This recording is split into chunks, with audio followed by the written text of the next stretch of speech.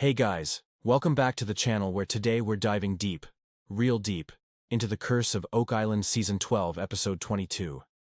This isn't just another hole in the ground, this is a historic turning point in the Lajanina brothers' lifelong quest. The Episode 22 of the season wasn't just explosive, it was revelation after revelation, and today I'm going to take you through every single jaw-dropping detail. Let's start with a tool, a simple pickaxe.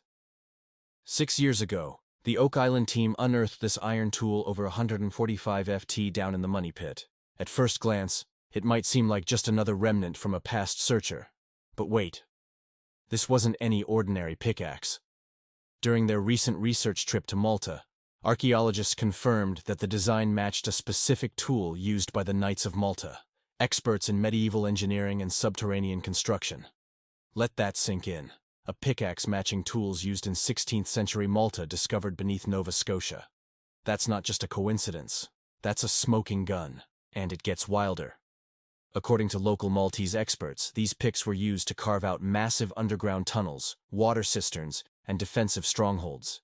These knights weren't just warriors. They were master builders.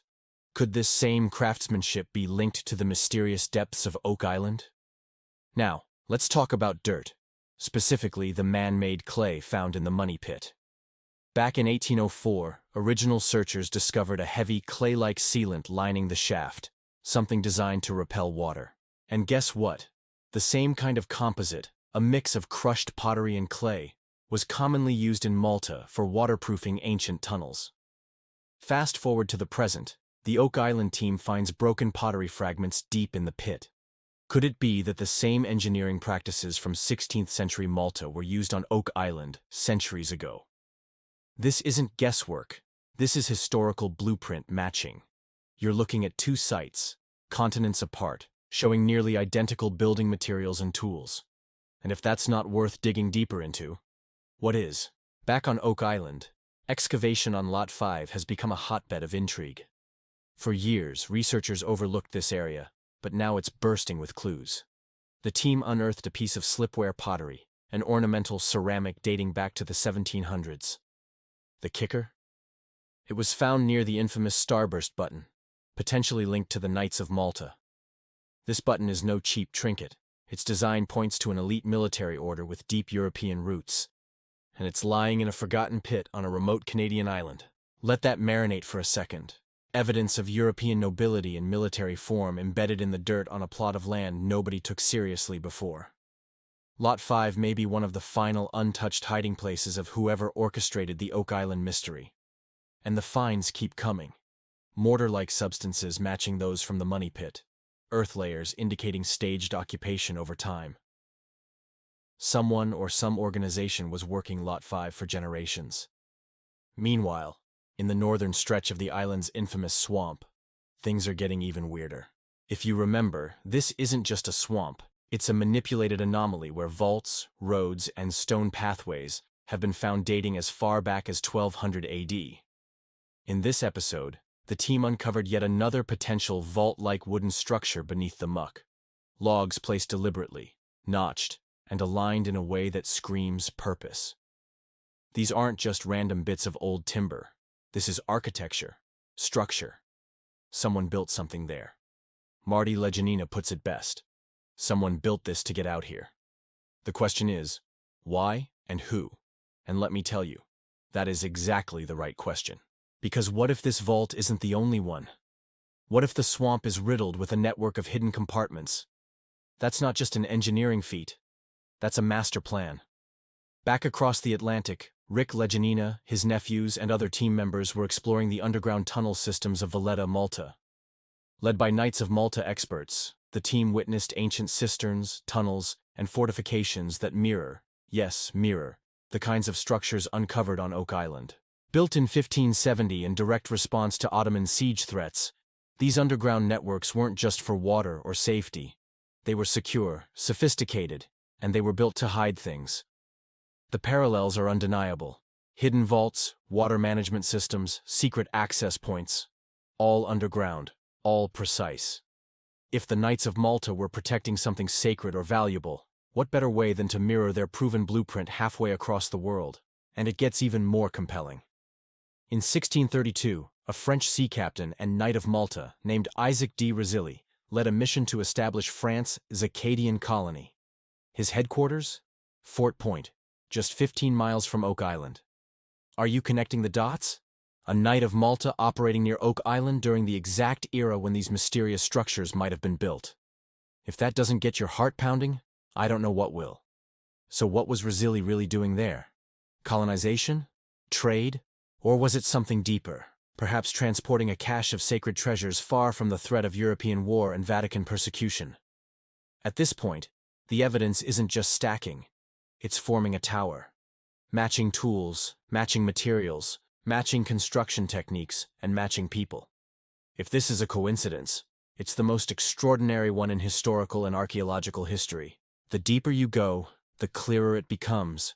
Someone with a knowledge of European military engineering, likely tied to knightly orders like the Templars or the Knights of Malta, orchestrated something massive on Oak Island. And they hit it well. But the biggest question remains. What? What we're dealing with here is more than just hidden objects. It's a display of extraordinary engineering mastery. Think about it. Waterproof clay systems over 100 ft underground, tunnel networks with ventilation, and water redirection built centuries ago, and vaults carefully tucked away in swamps that may have been artificially created just to conceal them. This is not the work of desperate treasure barriers. This is the precision of skilled craftsmen, trained in ancient techniques, with access to resources and knowledge few in their time could dream of. And here's a theory that keeps gaining ground. The Knights of Malta and the Knights Templar may have shared more than just values and religious fervor. Their construction styles, symbols, and even their missions may have overlapped. Some historians believe that after the dissolution of the Templars, many of them found refuge within the Knights of Malta. So when we find Templar-style vaults and Maltese tools in the same pit, we might be looking at the work of a merged brotherhood, united in their efforts to hide something sacred, something powerful. Let's not forget that starburst button discovered earlier on Lot 5.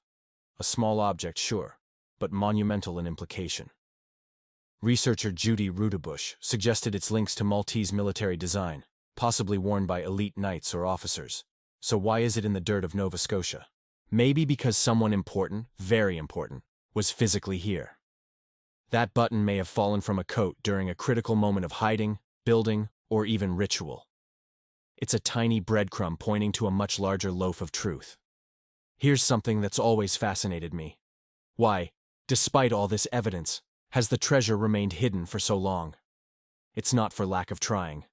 Generations have dug, drilled, dynamited, and scoured the island. But the deeper we go, the more it becomes clear. This was never meant to be easy.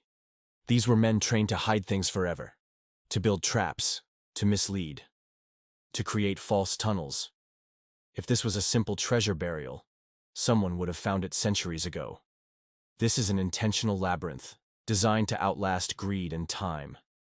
And maybe that's the point. Maybe the real treasure isn't gold coins or jeweled goblets. Maybe it's a truth so powerful it had to be buried. Sacred texts, ancient relics, proof of pre-Columbian transatlantic voyages. Whatever it is, those who buried it knew the stakes. And those who chase it today are doing more than digging. They're chasing echoes of a suppressed history that someone once fought to protect. So if you're watching this and thinking, why does this matter? Let me tell you. It matters more now than ever. Because in an age where history is being rewritten and re-examined, Oak Island stands as a monument to questions we've yet to answer. And whether you're a historian, a dreamer, or a die-hard fan of this show, this story is your story too. It's about discovery, curiosity, persistence, and above all, truth. This season finale may have brought new discoveries to light, but if history has taught us anything, it's this. Oak Island will never give up all its secrets at once. As Rick and Marty and the whole team prepare for what's next, so should we. Because the deeper they go, the more the island responds. Friend, if you've stuck with us this far, thank you. Your curiosity fuels this channel, and your support keeps the mystery alive. So hit that bell, share this video, and stay tuned. Because Oak Island's biggest secret might just be one dig away.